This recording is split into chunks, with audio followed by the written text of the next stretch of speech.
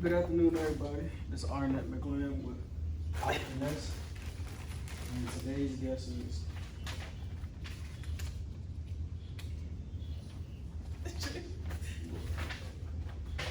Ashely Robinson, known as a Gym Lioness. She's a national level NPC Bikini competitor, currently working on her NASM PT cert, master fitness trainer U.S Army, and just recently launched the book of Gym Lioness Pride, where she aims to build a community of empowerment through real fitness.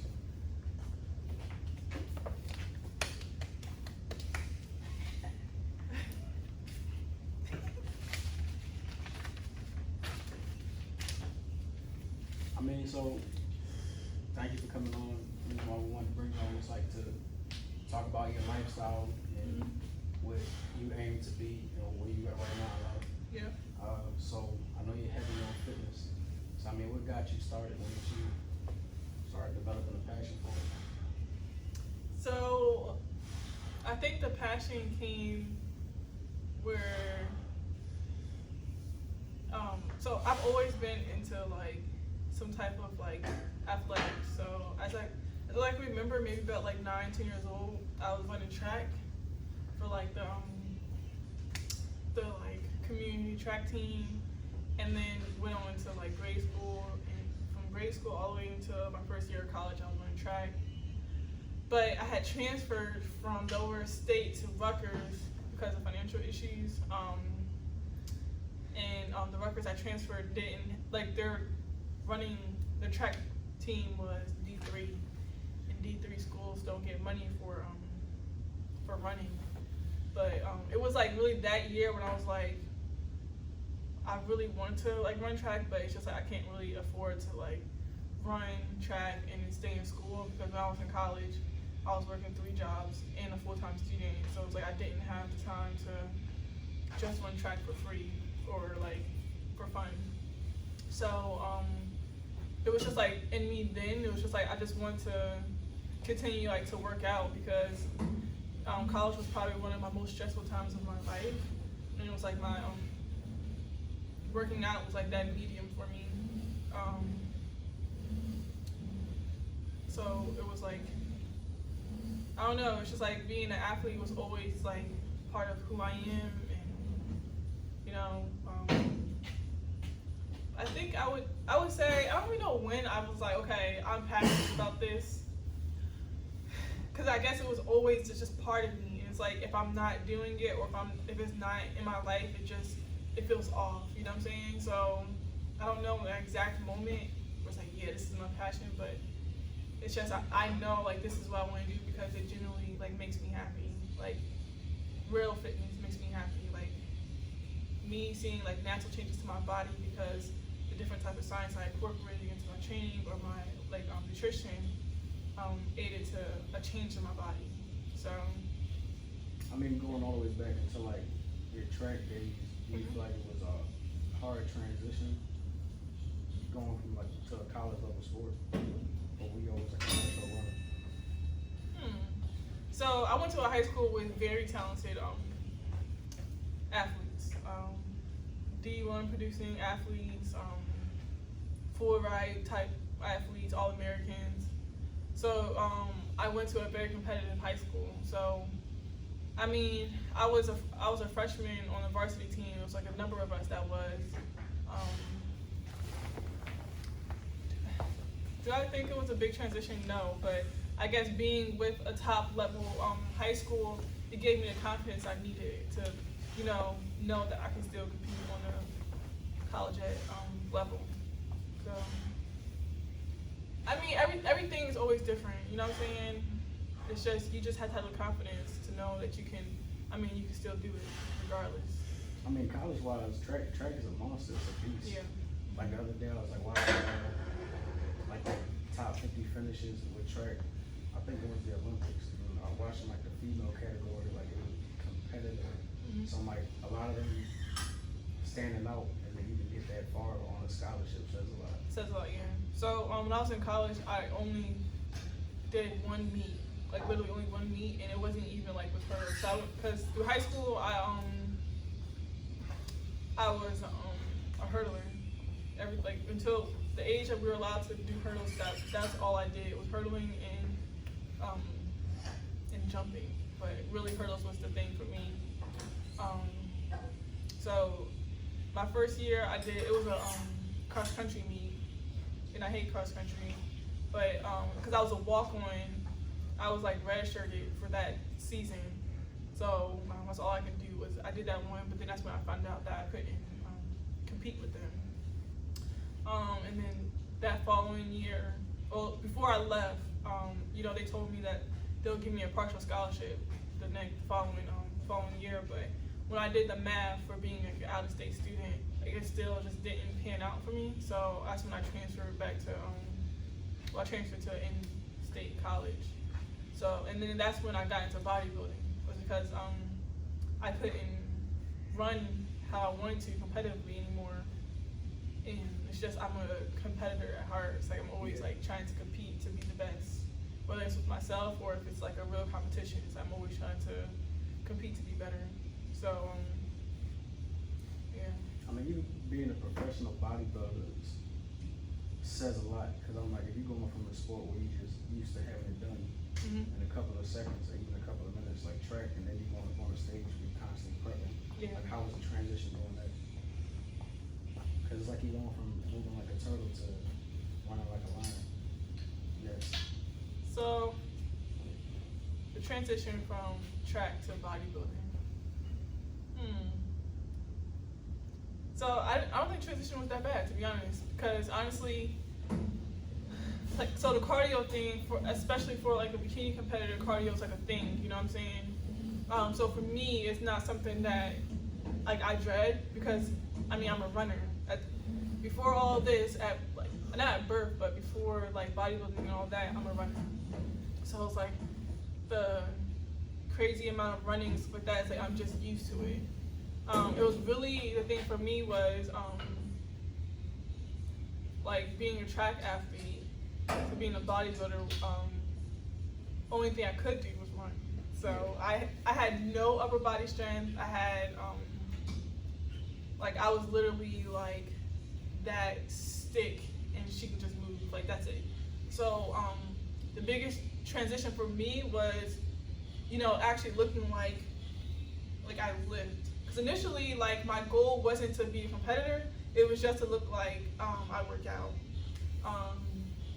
So yeah, I guess like the biggest transition would be instead of just listening to the coach, run, split 300s or whatever, it's like I had to really listen to my body and realize my goals, and then put my training together, my nutrition together to get the body that I wanted to be on, like, ultimately to be on stage or to look like. Because ultimately, before I even wanted to bodybuild, I just wanted to look like I worked out. That was my biggest goal.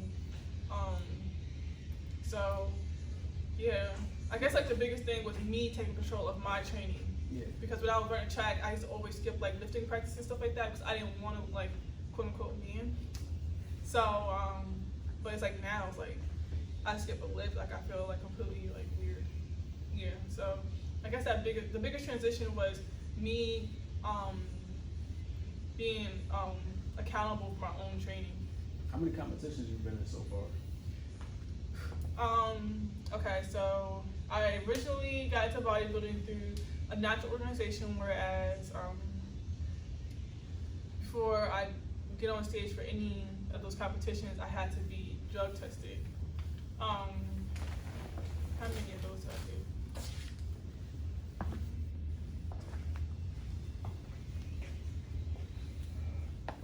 I gotta think. I want to say I probably did about like 4 or 5 shows, because I did one while I was in college. And yeah, I did one while I was in college, then I got deployed. But before I deployed, I did a show before I deployed.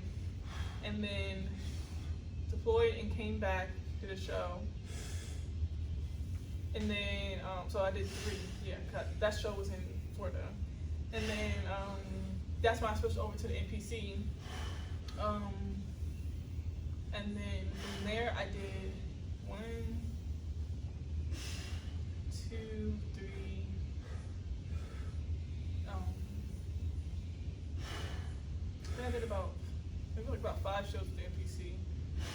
NPC, like our first show was NPC, I placed 6th place. I mean, so how was it like building up to a lot of women there?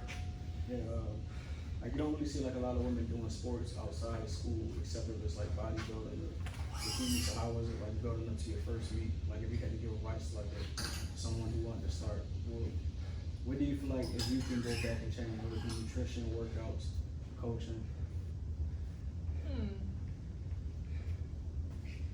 Okay, so my biggest advice to like a new person who wants to get into competing, especially as a female, you don't have to show that you're fit by doing the competition. A lot of people, they lose weight and they automatically feel as though to prove that the loss of the weight was like real, I have to compete. That's not how you show the world. That's not even how you prove to yourself that you're fit, really. I would say that if you get into competing, make sure it's for the right reasons. Far too many people get into it for the validation of other people, and that leads you to extremely disliking the sport. The sport requires a lot of discipline, a lot of hard work, and I mean, not everyone's cut out for being the bodybuilder, you know what I'm saying? It's so much, the discipline literally is 24/7.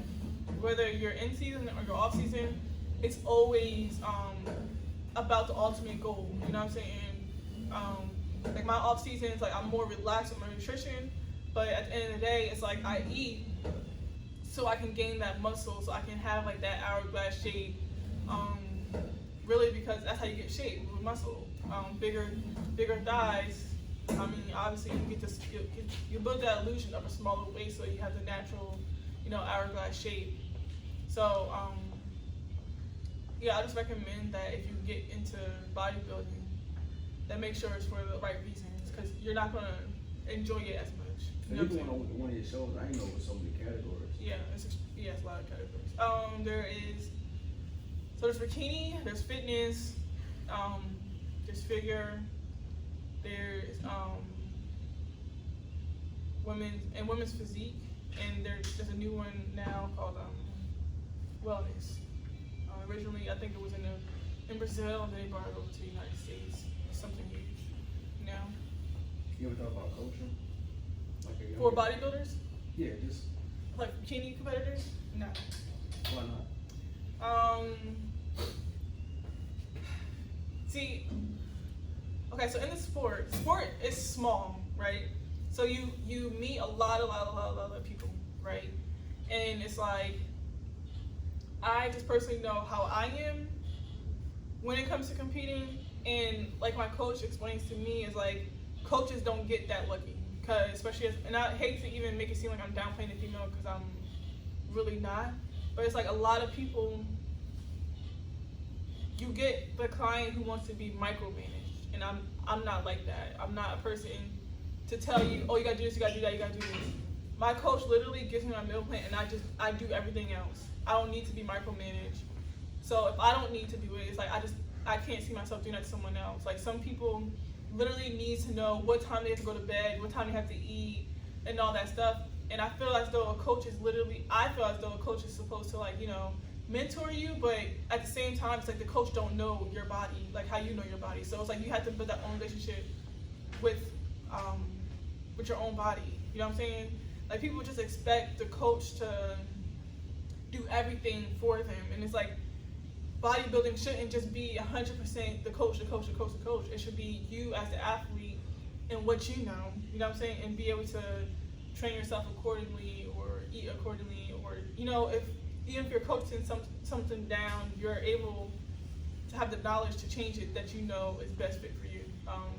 It's been a couple of times that I might put down something and I tweak it a little bit because I know what's best for my body. You know what I'm saying? And I mean, that's how it happens. I just don't see myself dealing with the micromanaging part of competing, but I rather, in which I want to do, and that's what I'm building towards, I rather deal with lifestyle clients where I'm teaching people that being fit, or having a sense of power, or being seen as like, or not even being seen, but loving you for like who you are. I'd rather coach someone to do that, because I think that's more of an idealistic lifestyle to have. You know what I'm saying? Just you know, being confident with who you are, and like, and what you do and stuff like that. Like, I'd rather coach people to a better lifestyle rather than for like a show. I just compete because, I mean, I love the sport. I love the sport, but I just don't see myself being a coach. Yeah. I really didn't start hearing about like lifestyle coaches until like these past few months, and I never knew. I had one of my friends. What type of coach? She said it's like a therapist that athletes use when they just get done from getting injured, and I never knew that existed. Yeah. Because I didn't actually realize like the mental state you could be in after injury, like it really can mess up, especially like an all-star athlete or somebody whose life like revolves around that. So I mean, like, I always look at bodybuilding as a vain sport until I look at the professional side of it. Like you always just see somebody stand up on stage, but you don't really see the progress building up. I mean, when you building up to it, like, of course, like you have a coach and you have mentors, but like who are some people that you would kind of say like help guide you there? Help guide me to be on stage. Yeah. But that inspires you to do it.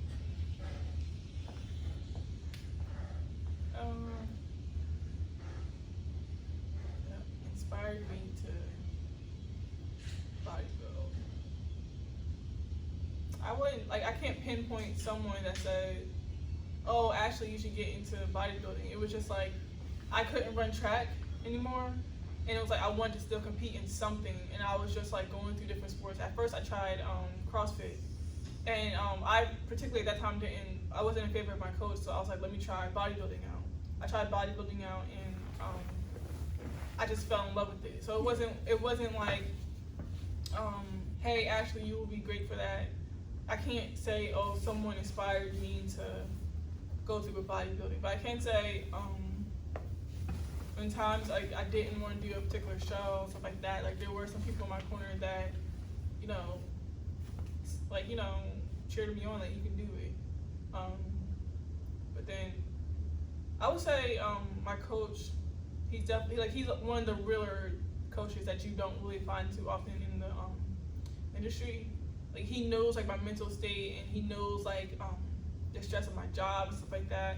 So he knows like if I'm stressed about a certain show, if I want to do a certain show, like he thinks about like the things that I go through, and you know how my body would react from doing one show to another show. So he put those things in consideration on how I should do, if I should do a show or not. You know what I'm saying? So yeah, I can't say like someone inspired me to join the sport, but I can say there are like a handful of people that you know was in my corner during getting ready for a show, and to make sure like I was always on top of my game. You know what I'm saying? Because I mean, you want to be on point 24/7, but I mean realistically, it's like sometimes you just mentally you're exhausted. So like, you know what I'm saying? Especially when you're prepping for a show, and it takes like that little team or people who are cheering for you to make sure you know still get the job done. Yeah, I mean from like a school lifestyle and then working and playing the sport. Has, I don't know. To me, I think it's like still the same grind, but it's still like different because of your schedule and everything. You know, is actually trying to where you want to be. Because I mean, you know how it is at work. Like this is something that you love to get your mind off for. But in school, it's like it can either be a scholarship. That's what I like about sports outside of just school, like college. I feel like it has more meaning. Yeah, definitely. I definitely agree with that. I don't know if because it's like my particular job field, but when I'm lifting or getting prepared for a show, or if I'm working with someone with goals and I'm helping them achieve those goals, I feel as though my job in that has more meaning than you know what I do Monday through Friday from 9 to 5. You know what I'm saying?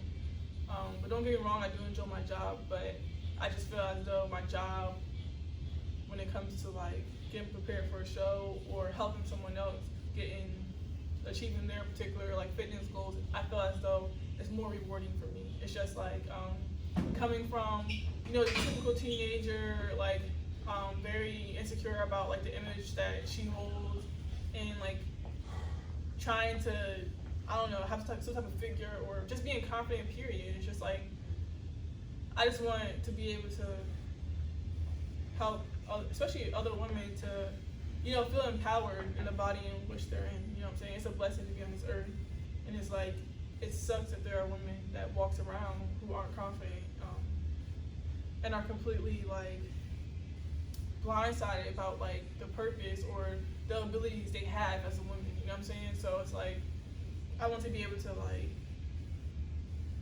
have people like feel empowered, feel like powerful, just like a lioness. Like, they're extremely like powerful and empowering beings, and that's what my spirit is. So I just feel as though like being able to help someone find their meaning and like their power and, you know, their confidence, I feel as though it's just more meaningful. Like, you can't say nothing to a woman who's confident. You know what I'm saying? Like, that's a strong and valuable ass being, like, straight up. So it's like, that's rewarding. Like, when a person finds like, okay, I'm on my shit and I'm doing what I gotta do and I feel good about it, like, you feel good. You know what I'm saying? Like, you just feel good. I feel like it was worth like the stress to help someone get to that point. You know what I'm saying? Whereas my regular 9-to-5 job is like, I get over a hurdle, but I look back like, was it worth the stress? No, but you could definitely tell like everything that you've been through manifested into your brain. You have now with Gym Lioness. yeah. I know. I mean, honestly, that's the reason why I wanted to start a podcast, because you don't really see a lot of people in our profession doing something outside of it. Yeah. And you need something to I guess, vent in a certain type of way. We don't all vent to people, but we can vent into something that we like doing. Yeah. And I mean, like Gym Lioness, I know I had got one of your, I don't want to say it wrong, but what would you call like your kit? So I call it the Lioness box. So they're hip resistant bands. Well, the star product is the hip resistant bands, and the box comes with the bands, a t-shirt, and a pamphlet on workouts that you can do from home, from the gym, or in your office. Hip resistant bands are extremely mobile, so you can literally like use them any and everywhere. They're like an adding challenge to any workout, whether you're using it for your upper body or your lower body. It gives you that extra push in workout. So obviously more push means more calories, and obviously you're knocking down like those muscle fibers that are needed to grow. So it's like you're getting a better challenge, a more effective like workout, and on top of that, like you're able to use it anywhere. So you really don't have an excuse to put in the work anywhere. You know what I'm saying? So we don't have a box with us, but when I go home, I'll put the box in the video and I'll put your link up on there so people are interested. Because I like using things, especially for those that gives me good resistance. But I mean, you starting your own brand, like how was that process? It seemed like anything you went through, the process stayed the same, it's just the circumstance may have changed. It's still the same goal no matter what you focus on. yeah, so I personally feel as though the biggest challenge for me when launching my brand was the confidence issue. I was one of those people who's like, well, what if no one supports me? You know what I'm saying? Or my biggest thing was I don't have enough followers or people to support me. But like signing up for different master classes on like marketing, stuff like that, that I've learned that the amount of followers don't mean nothing, and you should just focus on building that community. Like if you have a vision and you're passionate about your vision and you're in love with your vision, like just make it work. Just use what you have and watch it grow. And I like to use like how I bodybuilding to like my everyday challenges. Like I started from, like I said, a very like regular athlete, whereas I looked like a straight wall, but I was able to use what I had at the moment, you know, gym trainings and tailoring my workouts to get the body I want, right? I put that to like my everyday lifestyle, especially like with my brand. It's like I started off somewhere, and just like with bodybuilding, my initial package wasn't how I wanted to end up, so I just continued to work to be able to get like, you know, how I wanted to look. So I mean, that's the biggest thing, is being confident enough to launch, and then not giving up when you don't see the support you need right away. Because if you keep on grinding, consistently like making yourself relevant in the industry, like in the platform you're trying to put out your brand to, like eventually people will follow up, you know what I'm saying? And it will grow. And I mean, it may not happen today, it may not happen tomorrow, but I envision having a big pride. So, you know, lions and lionesses, they move in prides. The family, the community, that's how they move. So ultimately I see myself being like, you know, not the king of the jungle, but the queen of the jungle. You definitely hear that a lot. Lions is the one that actually go out and get the food. Yeah. So yeah, and the lioness is actually the heavy hitter of the pride, because they're the ones who go out and train the cubs to be prepared to defend their pride. They're the ones who get the food. They're the ones, you know what I'm saying? So me, as an athlete and eventually as a lifestyle coach, it's like I plan to, you know, educate and mentor other people to be able to, you know, be powerful beings. So, yeah. I know you want to get into like certification and NASM. I mean, how do you feel about that right now? Like, we go with that if you want to talk about it. I would say like doing like the personal training certification, I feel like taking the actual test is more technical, so it's like it requires more studying for me. I mean, it's simple when you're applying the science to yourself, but then when you're trying to study it and be able to pass it, and then eventually be able to like take clients on with it, it's like you, at least me, it's like I would not take the personal trainer title lightly.